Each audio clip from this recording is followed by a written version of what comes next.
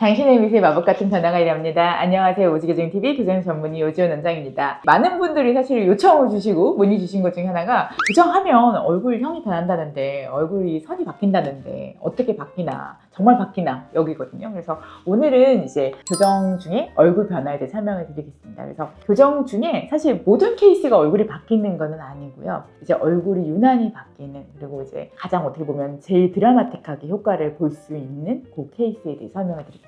바로 돌출입니다. 처음에 보여드릴 케이스는 바로 이제 상악 수구치 위에만 치아 뺐다는 케이스입니다. 보통은 이제 치아를 빼게 되는 케이스들은 치아가 좀 뻗쳐 있고 보통 이분들 특징이 입이 잘 안 다물어져요. 입술에 힘을 풀고 있으면 이렇게 입이 벌어지거든요. 그리고 입을 다물어 보세요 그러면 이렇게 턱 끝에 힘이 쫙 가지면서 다물어지면서 약간 돌출된 형태로 나타나요. 그래서 이런 경우에 보통 이제 발치를 하게 됩니다. 그래서 이 케이스도 한번 보시면 치아도 좀 틀어져 있고 좀 앞으로 뻗쳐 있고 이렇죠. 그래서 사실은 이런 경우에도 내가 뭘 고치고 싶은지에 따라서 뭐 치아를 뺄 수도 있고 안 뺄 수도 있는데 내가 이제 입을 넣고 싶다. 돌출이다 이런 경우에는 사실은 이제 발치를 하게 되는 경우가 있습니다. 그래서 이분 같은 경우에는 제가 위에만 발치를 했는데 그 이유가 위아래 같이 빼가지고는 너무 입이 들어가서 좀 덜 예쁠 것 같았어요. 근데 위 쪽은 보면 이게 어금니도 바깥쪽으로 완전 나가 있죠. 그냥 배열만 해가지고는 가지런해지고 이제 뭐 그런 건 할 수 있지만 이제 미용적인 변화가 좀 없을 것 같았고 어금니 위치도 원래 지금 여기랑 만나야 되는 위치가 이쪽이거든요. 그래서 이런 게 좀 차이가 많이 나기 때문에 위에를 발치를 해주는 게 좋겠다. 그래서 이제 교정 발치를 위에만 하게 됩니다. 그래서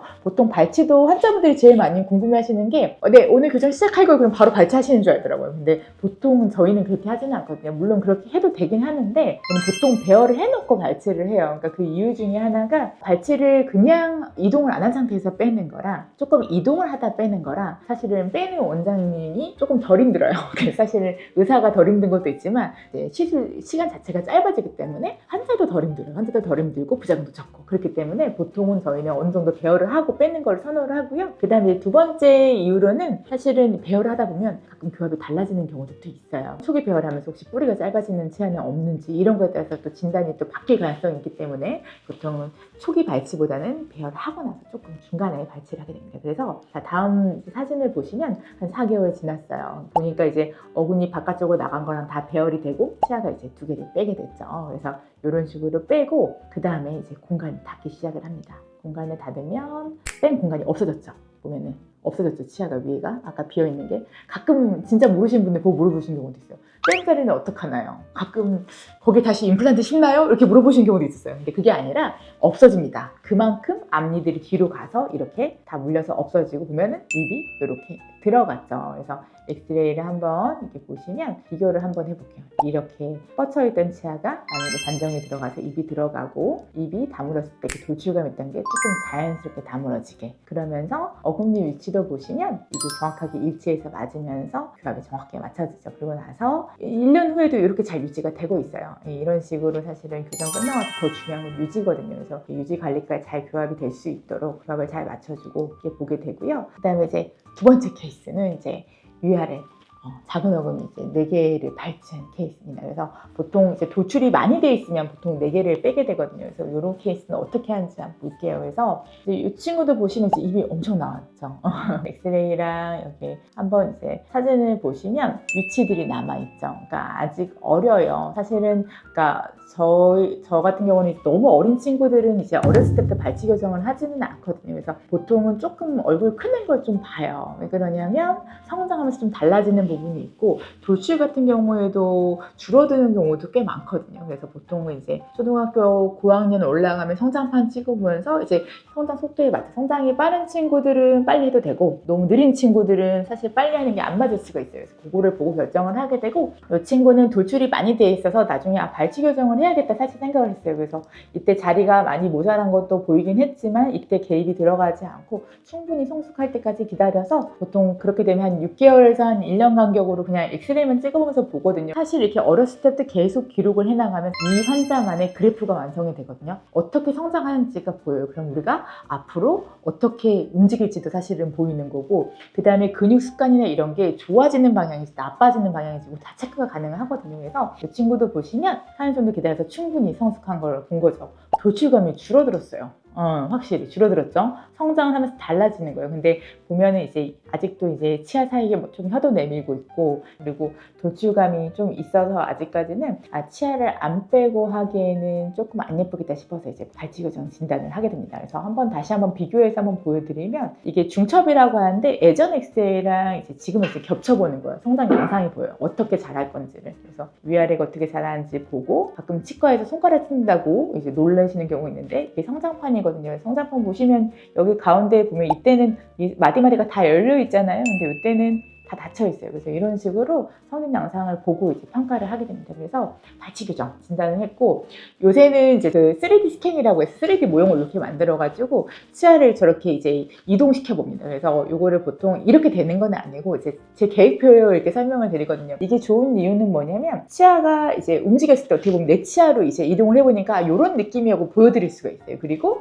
이제 치아가 뭐 크기가 안 맞거나 아니면 발치를 좀 특이하게 발치하거나 했을 때 교합이 맞겠는지를 좀 미리 저희가 3D로 예측을 해볼 수가 있거든요. 그래서 이 친구도 보시면 이제 여기 이렇게 하얗게 표시된 걸 이제 빼겠다고 한 거거든요. 그 다음에 여기서 봤을 때도 이 뺀 공간으로 이렇게 앞니들을 넣어가지고 좀 단정하게 세워질 수 있겠구나. 마찬가지로 뺀 공간으로 앞니들을 넣어주고, 앞에 이제 벌어져 있는 개방교합을 위에 치아를 끌어내려서 닫겠다. 이렇게 계획을 세울 수가 있는 거예요. 아까 말씀드린 것처럼 브라켓 붙이고 중간에 발치하고, 이분은 발치를 이제 4개를 했으니까 그 공간을 닫아요. 닫으면서 점점 공간이 줄어들고 나면 이렇게 끝나게 되죠. 그러면 입이 자연스러워졌죠. 그래서 이제 그 치료하기 전이랑 후랑 비교해보면 이제 벌어져 있던 부분 닫히고 입도 들어가고, 인매를 2개를 비교를 해보면 입이 많이 들어갔죠. 성장이 끝났기 때문에 이 아래턱이 성장하거나 그런 건 아니에요. 입술을 자연스럽게 다물게 되면 이렇게 입술 라인이 살아나면서 턱 끝도 오히려 이제 무턱이었던 게 좀 나오게 되고, 코 끝도 마치 올라간 것처럼 보이게 되는 착시 현상이 일어나게 됩니다. 그래서 이런 게 이제